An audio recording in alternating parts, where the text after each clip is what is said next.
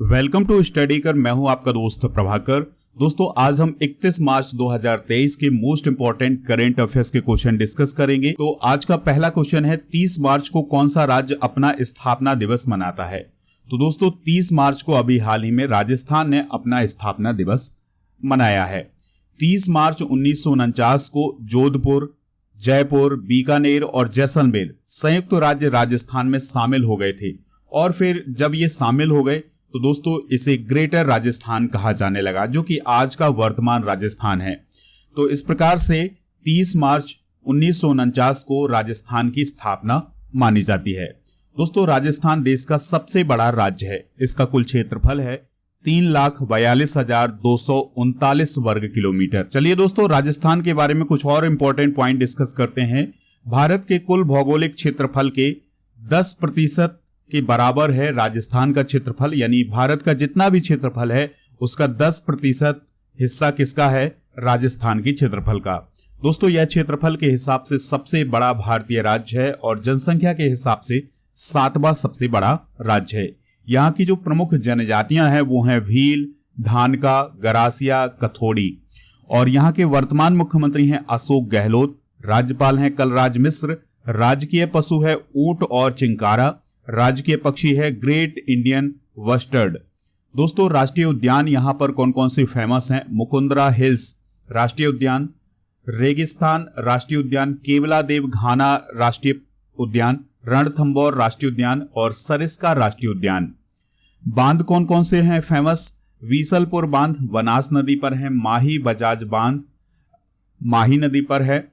राणा प्रताप सागर बांध चंबल नदी पर है और जबाई बांध जबाई नदी पर है। यहाँ के प्रमुख जीआई टैग कौन है? जयपुर की ब्लू पॉटरी, कठपुतली, सांगानेरी हैंड ब्लॉक प्रिंटिंग। तो ये यहाँ के फेमस जीआई टैग हैं। दोस्तों, आपको कमेंट बॉक्स में बताना है कि अभी हाल ही में राजस्थान में कितने नए जिले बने हैं और वर्तमान में राजस्थान में जिलों की संख्या कितनी हो गई है और संभाग की संख्या कितनी हो गई है। तो इस क्वेश्चन का आंसर आप कमेंट बॉक्स में जरूर दीजिएगा। दोस्तों, आप देख रहे हैं डेली करेंट अफेयर्स में 31 मार्च 2023 के मोस्ट इंपॉर्टेंट करेंट अफेयर्स के क्वेश्चन। तो आप इस पूरे लेक्चर को लास्ट तक देखिएगा। लास्ट में आपसे एक क्वेश्चन पूछा जाएगा जिसका आंसर आपको कमेंट बॉक्स में देना है। स्टडी कर पर अगर आप पहली बार आए हैं सब्सक्राइब कर लें और बेल आइकॉन भी दबा लें, जिससे आपको समय पर सबसे पहले नोटिफिकेशन मिल सकेगा। हमारे जितने भी सोशल मीडिया प्लेटफॉर्म हैं उन पर भी आप हमें फॉलो कर लें। सभी का लिंक डिस्क्रिप्शन बॉक्स में है।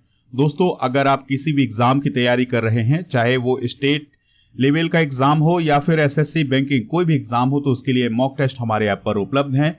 लिंक डिस्क्रिप्शन बॉक्स में दिया गया है, तो वहां से आप ज्वाइन कर सकते हैं। मॉक टेस्ट की खासियत है कि ये हिंदी और अंग्रेजी दोनों माध्यम में है। अगर आपको इस मॉक टेस्ट में डिस्काउंट चाहिए तो मेरा कूपन कोड यूज करिएगा PS100, आपको डिस्काउंट मिल जाएगा।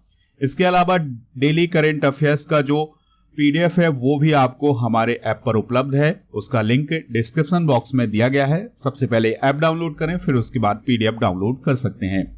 अगला क्वेश्चन है, किस देश ने घातक मारबर्ग वायरस रोग यानी MVD के पहले प्रकोप की घोषणा की है? तो दोस्तों, ये घोषणा की है तंजानिया ने। यानी तंजानिया देश के द्वारा अभी हाल ही में ये घोषणा की गई है कि उस देश में मारबर्ग वायरस फैल रहा है और उसका प्रकोप वहां पर फैल रहा है। इसके कारण दोस्तों जो आसपास के देश हैं वहां पर भी अलर्ट जारी कर दिया गया है। मारबर्ग वायरस रोग के बारे में अगर हम बात करें तो यह एक गंभीर और घातक बीमारी है और इसमें रक्त स्रावी बुखार आता है। यानी दोस्तों, जब इस वायरस का प्रकोप होता है तो उसमें बुखार भी होता है और फिर इसके साथ ब्लीडिंग भी होती है। इबोला वायरस जिस प्रकार से है उसी फैमिली का है ये मारबर्ग वायरस रोग। इसमें तेज बुखार, तेज सिर दर्द, मांसपेशियों में गंभीर दर्द होता है, पेट में मरोड़ होती है, जी मचलाना, इस प्रकार के बहुत सारे लक्षण हैं दोस्तों इस रोग के। तो ये रोग अभी किस देश में फैल रहा है, किस देश में ये प्रकोप फैला रहा है? तो दोस्तों ये तंजानिया में फैला रहा है। बात कर लेते हैं तंजानिया की। तो तंजानिया जो है वो अफ्रीका महाद्वीप का एक देश है। यहाँ की राष्ट्रपति हैं सामिया सुलूहु हसन। कौन है दोस्तों? सामिया सुलूहु हसन। प्रधानमंत्री है कासिम मजलीबा और इसकी जो सीमा है वो युगांडा, केन्या, हिंद महासागर से लगती है, Mozambique, Malawi, Zambia, Rwanda, Burundi और कांगो से लगती है। कांगो लोकतांत्रिक गणराज्य से लगती है। ठीक है दोस्तों, ये आप तंजानिया की लोकेशन देख सकते हैं और ये हैं इसके पड़ोसी देश। अगला क्वेश्चन है, शेख मंसूर बिन जायद अल नाहयान को किस देश के उपराष्ट्रपति के रूप में नियुक्त किया गया है? तो दोस्तों शेख मंसूर बिन जायद अल नाहयान जो हैं वो यूएई या संयुक्त अरब अमीरात के नए उपराष्ट्रपति बने हैं।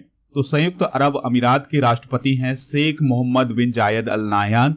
तो उनके द्वारा शेख मंसूर बिन जायद अल नाहयान को यूएई के उपराष्ट्रपति के रूप में नियुक्त किया गया है। वर्तमान में उपराष्ट्रपति हैं शेख मोहम्मद बिन राशिद अल मखदूम, वो भी उपराष्ट्रपति बने रहेंगे। दोस्तों नए उपराष्ट्रपति Abu Dhabi fund for development के अध्यक्ष और Abu Dhabi supreme petroleum council के सदस्य भी हैं। तो ये इंपॉर्टेंट जानकारी है, इसे आप नोट करिएगा। बात कर लेते हैं दोस्तों यूएई की यानी संयुक्त अरब अमीरात की। तो दोस्तों आप ये खाड़ी के देश देख सकते हैं जिसमें सऊदी अरेबिया, यमन, ओमान और ये छोटा सा देश दिखाई दे रहा है यूएई। यूएई की कैपिटल क्या है? अबू धाबी है। आप सभी लोग समझ लेते हैं कि दुबई इसकी कैपिटल है। दुबई इसकी कैपिटल नहीं है। दुबई सबसे अधिक आबादी वाला शहर है और एक अंतरराष्ट्रीय केंद्र है यूएई का। दोस्तों मुद्रा की बात करें तो यहां पर दिरहम मुद्रा चलती है। राष्ट्रपति हैं मोहम्मद बिन जायद अल नाहयान। राष्ट्रीय खेल है ऊंट दौड़। तो ये बेसिक जानकारी है, इसे आप नोट कर लें। अगला क्वेश्चन है, आर्टन कैपिटल के द्वारा जारी पासपोर्ट इंडेक्स 2023 में भारत की रैंक क्या है? तो भारत की रैंक है दोस्तों 144। तो अभी आर्टन कैपिटल के द्वारा जो पासपोर्ट इंडेक्स जारी किया गया है उसमें भारत की रैंक 144 है। तो आर्टन कैपिटल द्वारा जारी पासपोर्ट इंडेक्स 2023 में भारतीय पासपोर्ट 6 पायदान नीचे खिसक गया है और वो 144वें स्थान पर पहुंच गया है। 2022 की बात करें तो दोस्तों इस रिपोर्ट में भारत की जो रैंक थी वो थी 138 और अब पहुंच गई है 144, यानी 6 अंक नीचे पहुंचा है, यानी 6 पायदान नीचे पहुंचा है भारत।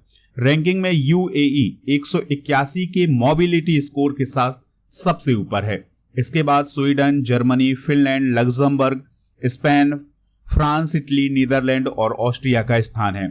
ये सभी संयुक्त रूप से इन सभी का जो मोबिलिटी स्कोर है वो कितना है? 174 है।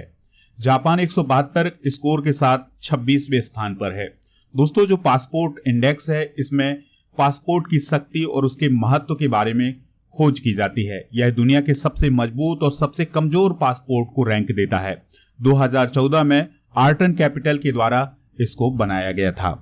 अगला क्वेश्चन है, किसने अंतरराष्ट्रीय भारोत्तोलन महासंघ विश्व युवा चैंपियनशिप में पुरुषों के 67 किलोग्राम भार वर्ग में कांस्य पदक जीता है?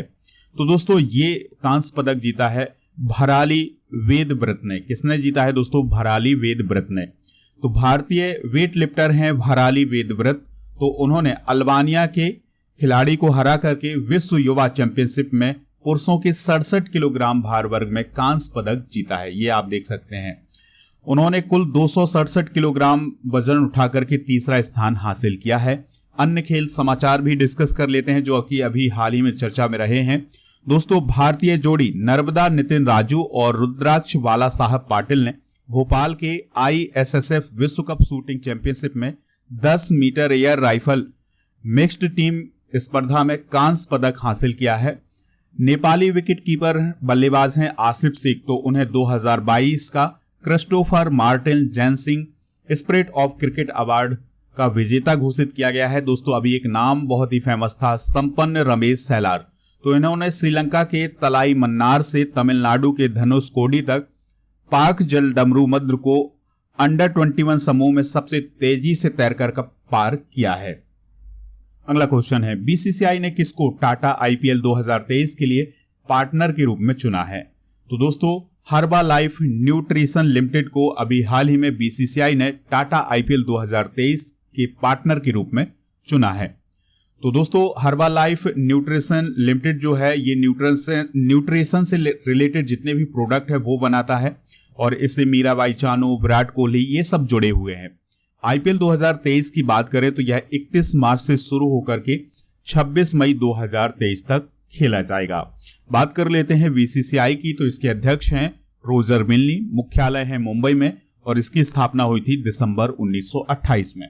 तो ये कुछ बेसिक जानकारी है दोस्तों, इसको आप नोट कर लें।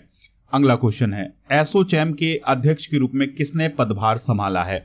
तो दोस्तों एसोचैम के जो अध्यक्ष बने हैं वो बने हैं अजय सिंह। कौन बने हैं? अजय सिंह बने हैं। तो स्पाइस जेट के प्रमुख अजय सिंह ने associated chambers of commerce and industry of India, जिसे शॉर्ट में एसोचैम बोलते हैं, तो उसके अध्यक्ष के रूप में पदभार संभाला है। उन्होंने सुमंत सिन्हा की जगह ली है। हाल ही में जो नियुक्तियां हुई हैं, चलिए उनको भी डिस्कस करते हैं। उपेंद्र कुमार सिन्हा एनडीटीवी के गैर कार्यकारी अध्यक्ष बने हैं। श्रीकांत वेंकटचारी RIL के CFO बने हैं। Lalit Kumar Gupta cotton corporation of India यानी CCI के CMD बने हैं। अगला क्वेश्चन है, जम्मू कश्मीर का वन्य जीव संरक्षण पुरस्कार किसे मिला है? बहुत ही इंपॉर्टेंट क्वेश्चन है। तो आलिया मीर को जम्मू कश्मीर का वन्य जीव संरक्षण पुरस्कार अभी हाल ही में मिला है और इस पुरस्कार को प्रदान किया है लेफ्टिनेंट गवर्नर मनोज सिन्हा ने। दोस्तों आलिया मीर की बात करें तो ये पर्यावरण संरक्षण के लिए काम करती हैं और जो जीव जंतु होते हैं उनके बचाव के लिए काम करती हैं। तो दोस्तों आलिया मीर जो है वो यह पुरस्कार प्राप्त करने वाली केंद्र शासित प्रदेश की पहली महिला बन गई हैं। आलिया की बात करें तो दोस्तों Alia charity wild life SOS संस्था के लिए काम करती हैं।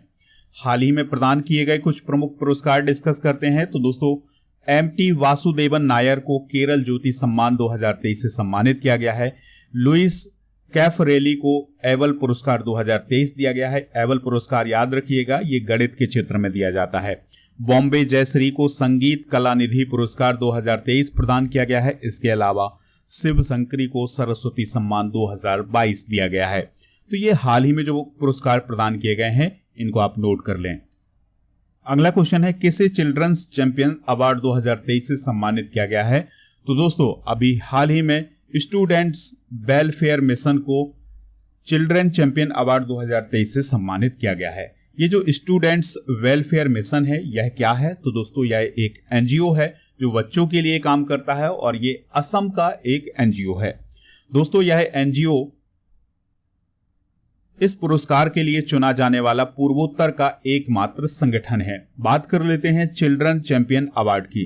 तो इसे 2022 में दिल्ली बाल अधिकार संरक्षण आयोग के द्वारा स्थापित किया गया था। यह शिक्षा, न्याय, हेल्थ और न्यूट्रिशन और स्पोर्ट में बच्चों के लिए काम करने वाले व्यक्तियों और संस्थाओं को सम्मानित करता है। यानी दोस्तों बच्चों के लिए काम करने वाली जो संस्थाएं होती हैं उनको ये पुरस्कार दिया जाता है। अगला क्वेश्चन है, लास्ट क्वेश्चन है, किस नेशनल पार्क में एक चीते की किडनी की बीमारी से मौत हो गई है? तो दोस्तों अभी हाल ही में कुनो नेशनल पार्क में एक चीते की मौत हो गई है और किडनी की बीमारी थी। और ये जो चीता है ये 17 सितंबर 2022 को मध्य प्रदेश के कुनो नेशनल पार्क में लाया गया था।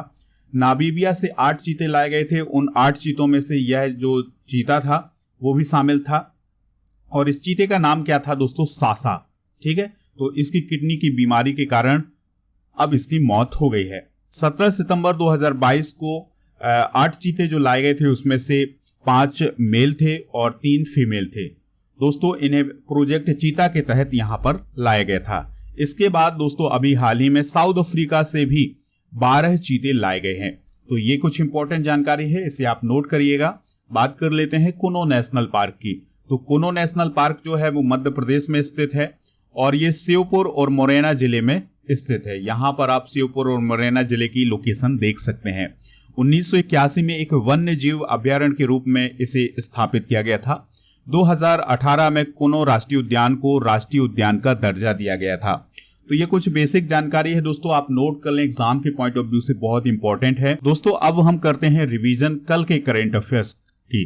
तो कल का करंट अफेयर्स का पहला क्वेश्चन था, विश्व थिएटर दिवस कब मनाया जाता है? 27 मार्च को मनाया जाता है। सागर मंथन डैशबोर्ड किस केंद्रीय मंत्रालय ने शुरू किया है? बंदरगाह, नौवहन और जलमार्ग मंत्रालय ने। केरल का सर्वोच्च नागरिक सम्मान केरल ज्योति पहली बार किसे मिला है? MT वासुदेवन नायर को। Call before you dig app किसने लॉन्च किया है? नरेंद्र मोदी जी ने। एशियाई हॉकी महासंघ ने किस देश के हॉकी महासंघ को बेस्ट ऑर्गेनाइजर अवार्ड से सम्मानित किया है? भारत को। Online text editing platform Grammarly ने किसे अपना अगला CEO नियुक्त किया है? राहुल रॉय चौधरी को। किस राज्य सरकार ने एक फ्रेंच डेवलपमेंट एजेंसी के साथ पेयजल सेवाओं को बेहतर बनाने के लिए MOU साइन किया है? हिमाचल प्रदेश ने। मासूम बरीद थैकेथला कौन थे जिनका हाल ही में निधन हो गया है? तो वह एक अभिनेता थे और सांसद थे, उनका हाल ही में निधन हो गया है। संयुक्त राष्ट्र 2023 जल सम्मेलन कहां आयोजित किया गया है? तो यह न्यूयॉर्क में आयोजित किया गया है।